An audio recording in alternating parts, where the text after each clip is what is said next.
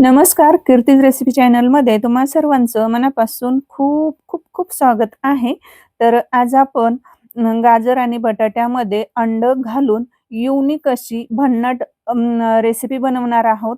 तर ही रेसिपी बनवायला खूप सोपी आहे. तुम्ही एकदा जर हा पदार्थ जर बनवला ना, तर नक्की आठवड्यातून तुम्ही 3 ते 4 वेळा बनवल्याशिवाय राहणार नाही. एवढा हा चवीला अप्रतिम आणि भन्नाट चवीचा लागतो. एकदा नक्की बनवून बघा. त्यासाठी व्हिडिओ शेवटपर्यंत नक्की पहा. चला त्यासाठी काय करायचं आहे, आपल्याला मिक्सिंग बाउल घ्यायचा आहे. आता इथे मिक्सिंग बाउल घेतलेला आहे आणि अगोदरच मी 2 बटाटे त्याचं साल काढून मी पाण्यामध्ये ठेवलेले होते. आता ते बटाटे आपल्याला काय करायचे आहेत, मिक्सिंग बाउलमध्ये खिसणीने खिसून घ्यायचे आहेत. हा पदार्थ खायला अप्रतिम लागतो. तुम्ही एकदा जर बनवला ना, तर नक्की तुम्ही काय कराल, आठवड्यातून 3 ते 4 वेळा नक्की बनवाल. आता बटाटा आपण किसून घेतलेला आहे.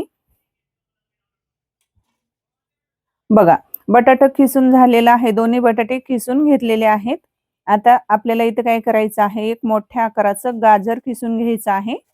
आता तुमच्या लक्षात आलंच असेल, की गाजर आणि बटाट्यामध्ये अंड घालून नेमका कुठला पदार्थ बनवणार आहोत. तर त्यासाठी तुम्हाला व्हिडिओ थोडा देखील स्किप न करता शेवटपर्यंत पाहायचा आहे. आता गाजर देखील बघा बटाट्यामध्ये किसून घेतलेला आहे. आता गाजर आणि किसलेलं बटाटा हे मिक्स करून घ्यायचं आहे, म्हणजे एकजीव करून घ्यायचं आहे. नंतर त्याच्यामध्ये 1 चमचा मीठ घालायचं. परत आपल्याला चांगलं मीठ गाजर आणि बटाट्याला लागलं पाहिजे. मिक्स करून घ्यायचं. इथं काटेरी चमच्याने बघा मी मिक्स करून घेतलेलं आहे. आता आपल्याला याच्यावर झाकण ठेवायचं आहे आणि 10 ते 15 मिनिटासाठी झाकून ठेवायचं आहे. आता तोपर्यंत आपल्याला इकडं बाकीची तयारी करायची आहे. इथं आपल्याला घ्यायची आहे कांद्याची पात. एकदम कोवळी अशी कांद्याची पात आपल्याला कट करून घ्यायची आहे. आता मी जी करताना ही जी बटाई वापरत आहे, ती तुम्हाला ऑर्डर करायची असेल तर मी डिस्क्रिप्शनमध्ये लिंक दिलेली आहे. तिथून तुम्ही ऑर्डर करू शकता.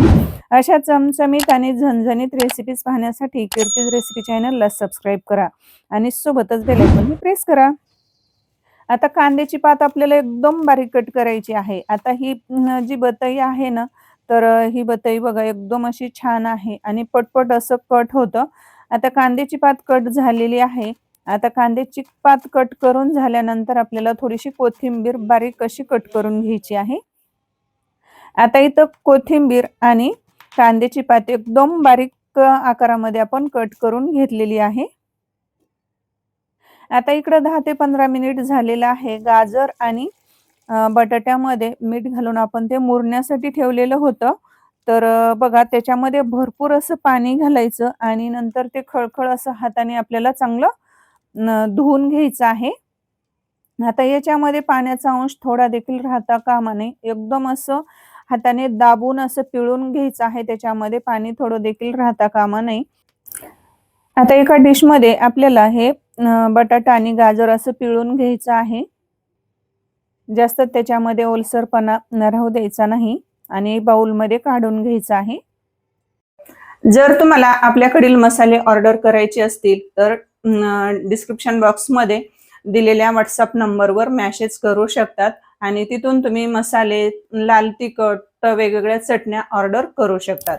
आता बाउलमध्ये बघा गाजर आणि बटाटा हे काढून असं त्यातलं जे पाणी होतं तर ते पाणी पिळून हे आपण काढून घेतलेलं आहे. नंतर याच्यामध्ये घालायची आहे बारीक चिरलेली कोथिंबीर आणि बारीक कट केलेली कांद्याची पात घालायची. आता आपल्याला ते मिक्स करून घ्यायचं आहे. नंतर याच्यामध्ये आपल्याला थोडंसं चिली फ्लेक्स घालायचं आहे. 1 चमचा चिली फ्लेक्स घालायचं. पाव चमचा मिरेपूड घालायची आहे आणि नंतर चवीनुसार मीठ घालायचं आहे. आता इथं तुम्हाला आणखी जर थोडंसं लाल तिखट किंवा हिरवी मिरची ॲड करायची असेल ना, तरी सुद्धा चालेल. आता नंतर याच्यामध्ये आपल्याला अंडे फोडून घालायचे आहेत. आता हा पदार्थ तुम्हाला किती प्रमाणात बनवायचा आहे, किती क्वांटिटीमध्ये बनवायचा आहे ना, तर त्यानुसार तुम्ही इथं अंडे जर तुम्हाला वाढवायचे असतील ना, तर तुम्हाला गाजर, बटाटं, चिली फ्लेक्स हे सर्व प्रमाण वाढवावं लागेल. मी इथं 3 अंडे फोडून घेतलेले आहेत. नंतर त्याच्यामध्ये बघा 4 चमचे कॉर्न फ्लोअर घातलेला आहे आणि 4 चमचे तांदळाचं पीठ घातलेलं आहे. आता हे मिश्रण जरा मला थोडंसं ओलसर म्हणजे थोडंसं जरा पातळ वाटत आहे. तर मी परत याच्यामध्ये 2 चमचे तांदळाचं पीठ आणि 2 चमचे कॉर्न फ्लोअर घातलेलं आहे. नंतर इकडं बघा तेल इकडं मी अगोदरच तापायला ठेवलेलं आहे. आता तेल कडकडीत असं गरम झालेलं आहे. आता लगेच याच्यामध्ये आपल्याला जसे आपण पकोडे बनवतो की नाही, तर त्या आकारामध्ये आपल्याला किंवा कांदा भजी आपण बनवतो की नाही त्या प्रमाणामध्ये आपल्याला हे तेलामध्ये सोडायचं आहे. आत्तापर्यंत मी तुम्हाला सांगितलं नव्हतं, की आज आपण कुठला पदार्थ बनवणार आहोत. तर मी तुम्हाला आता सांगते, की आज आपण अंडा पकोडे बनवत आहोत. तर हे बनवायला खूप सोपे आहेत आणि चवीला भन्नाट असे लागतात. एकदा नक्की ट्राय करा तुम्ही. तुम्ही एकदा जर हे अंडा पकोडे बनवले ना, तर तुम्ही अंडा भुर्जी किंवा आमलेट किंवा अंडा पराठा हे सर्व विसरून जाल. तुम्ही नेहमीच आठवड्यातून बघा म्हणजे 4 वेळा तरी हे अंडा पकोडे बनवून खाल्ल्याशिवाय राहणार नाहीत. तुम्ही एकदा नक्की या पद्धतीने हे अंडा पकोडे बनवून बघा. आता बघा हे चांगले असे आपल्याला मध्यम गॅसवर चांगले असे सोनेरी रंगावर तळून घ्यायचे आहेत. जास्त गॅसची फ्लेम वाढवायची नाही, नाहीतर मग काय होईल वरतून तळल्यासारखे दिसतील आणि आतमध्ये कच्चे राहतील. इकडे बघा एक डिश घेतलेली आहे. त्याच्यावर टिश्यू पेपर घ्यायचा आणि हे आपण जे अंडा पकोडे तळलेले आहेत, तर हे त्याच्यावरती काढून घ्यायचे आहेत. आता सेम पद्धतीने राहिलेल्या मिश्रणाचे आपल्याला सर्व अंडा पकोडे बनवून घ्यायचे आहेत. आता इथं मी अंडा पकोडा हे नाव दिलेलं आहे.